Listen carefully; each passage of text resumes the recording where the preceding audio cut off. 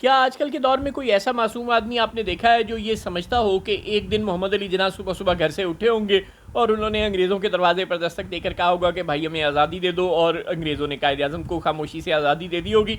तो फिर आप उस मासूम आदमी को क्या कहेंगे?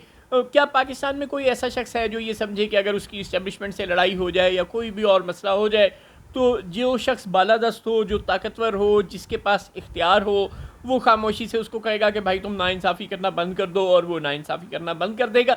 ज़ाहिर ऐसा नहीं होता। हिंदुस्तान पाकिस्तान की जंग को रुकवाने के लिए या उस दौरान दुनिया को एक इत्तेहाद का तासुर देने के लिए अगर ताकतवर लोग पाकिस्तान के अंदर, पाकिस्तान के सिस्टम के अंदर जो लोग ताकतवर हैं वो कमज़ोरों से कहते थे कि भाई हम सेम पेज पे होना चाहिए, दुनिया को एक इत्तेहाद का मैसेज जाना चाहिए, तो ये एक बात है। लेकिन इसका मतलब ये नहीं है कि आपने अगर मुश्किल वक्त में उनके साथ खड़े हो गए थे, उनको अपने ताउन का और एक होने का यकीन दिलाया था, तो अब आपके मुश्किल वक्त में वो भी आपका साथ देंगे? ज़ाहिर है ऐसा नहीं होगा। कमज़ोर के पीछे कोई नहीं खड़ा हुआ करता। हाँ, कमज़ोर को अपनी मजबूरियों के तहत ज़ालिमों के पीछे खड़ा होना पड़ता है। आपको याद होगा कि जनरल बाजवा को एक्सटेंशन देने की बात थी, तो पाकिस्तान की तारीख की सबसे ज़्यादा बड़ी पार्लिमानी अक्सरियत ने 73 का आइन भी इतनी ज़्यादा लोगों ने मुत्तफ़िक़ा तौर पर नहीं बनाया था, बगैर किसी इख्तलाफ के। कोई 2-4 बंदों को छोड़कर पूरी की पूरी पार्लियामेंट ने कतार अंदर कतार खड़े होकर जनरल बाजवा को एक्सटेंशन देने का कानून मंजूर किया था। तो ताकतवर को अगर आपकी ज़रूरत है तो सारे लोगों का उसके पीछे खड़े हो जाना। उस वक़्त by the way Nawaz Sharif की, मुस्लिम लीग नून की और जनरल बाजवा की शदीद लड़ाई थी, लेकिन उसके बावजूद मुस्लिम लीग नून ने हाथ बांध कर जनरल बाजवा को वोट दिया था, क्योंकि उन्हें उनकी ज़रूरत पड़ती थी बार बार। लिहाजा उन्होंने जनरल बाजवा की गुड बुक्स में आने के लिए और उनसे सुलह करने के लिए उनको फेवर दी थी।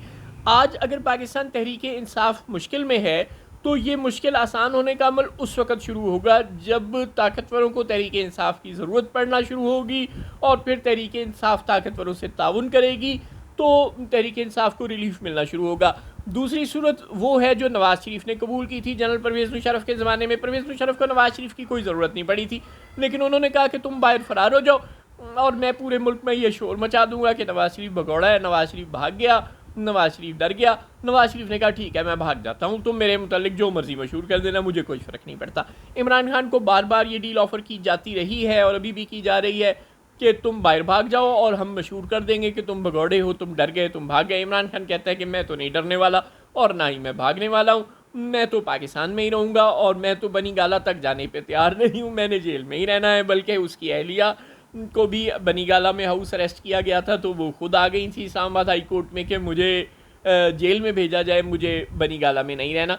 तो अगर आप इस तरह का माइंडसेट लेकर बैठेंगे तो फिर ज़ाहिर है ताकतवर उल्टा आपसे डरेंगे। वो कहेंगे कि ये आदमी तो अपनी शराइत पर आज़ाद होना चाहता है और ऐसा आदमी ताकतवरों को पसंद नहीं है। बैरिस्टर गौर साहब और शाह महमूद कुरैशी साहब दोनों अगर एक ही पेज पर हों तो ये बड़ी अजीब सी बात है। यानी बैरिस्टर गौर का सियासत में ज़ीरो तजर्बा है और शाह महमूद कुरैशी की उम्र पाकिस्तान की सियासत में गुजरी है, और ख़ास तौर पर वो ऐसे खानवादे से ताल्लुक़ रखते हैं जो हमेशा इस्टेब्लिशमेंट के बेहद करीब रहा है। उसके बावजूद दोनों एक ही तरह से सोच रहे हैं। बैरिस्टर गौर साहब कह रहे हैं कि अगर वालिदैन को जेल में रखोगे तो बच्चे कब तक आपका साथ देंगे, कब तक आपके साथ फंक्शन मनाएंगे और क्यों मनाएं। बात उनकी ठीक है, लेकिन वो जो तकाजा कर रहे हैं ये बात करके कि अब कौम हम आवाज़ है और बेहतर है कि इस इत्तेहाद का फ़ायदा उठाते हुए बानी पीटीआई की रिहाई हो जाए, ज़ाहिर है ये नहीं होने वाला। मांगने से रिहाई नहीं मिला करती, ये एक सादा सा असूल है बैरिस्टर साहब। लेकिन खैर बैरिस्टर साहब तो सियासत में नौमोज़ है, उन्हें तो पता नहीं इमरान खान साहब ने क्यों बना दिया पार्टी का चेयरमैन। बहरहाल इमरान खान साहब को पसंद आ गई होंगे, उन्होंने बना दिया।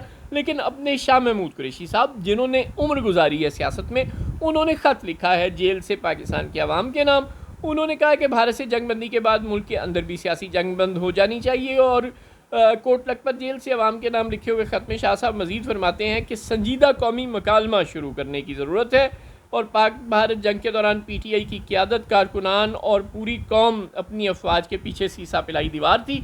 तो अब जब जंग ख़त्म हो गई है तो अफवाज को भी चाहिए कि वो भी पीटीआई का साथ दे और खामोशी से हमारे लीडरान को रिहा करना शुरू कर दे। क्या वाकई कोई शाह साहब की और बैरिस्टर गौर की इस मुतालबे को मानेगा? मेरे वालों बिल्कुल ना ही समझो, क्योंकि तहरीक इंसाफ की ज़रूरत नहीं है इस्टेब्लिशमेंट को, और जब तक ये ज़रूरत नहीं पड़ेगी तब तक वो इस्टेब्लिशमेंट से ताउन नहीं करेगी। हाँ, इस जंग को जीतने के बाद क्या आसिम मुनीर साहब का जो टेन्योर है, जो 3 साल से बढ़ाकर शहबाज शरीफ साहब ने 5 साल कर दिया हुआ है, क्या ये 5 साल तक ही महदूद रहेगा या 5 की बजाय अब 10 हो जाएगा या 8 हो जाएगा? और अगर ये टेन्योर बढ़ जाएगा तो इसका नतीजा क्या निकलेगा?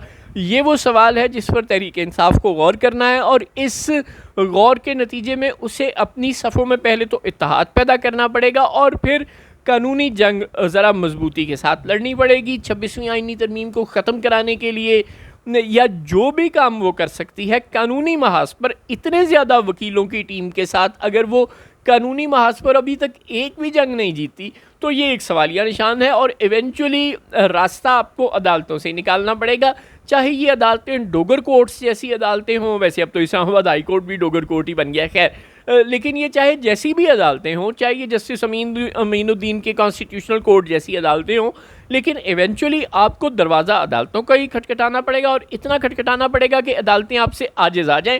लेकिन आपको जंग इवेंचुअली कानून के रास्ते से ही लड़नी पड़ेगी, वरना इस्टेब्लिशमेंट से डील करनी पड़ेगी। तीसरी कोई ऑप्शन नहीं है।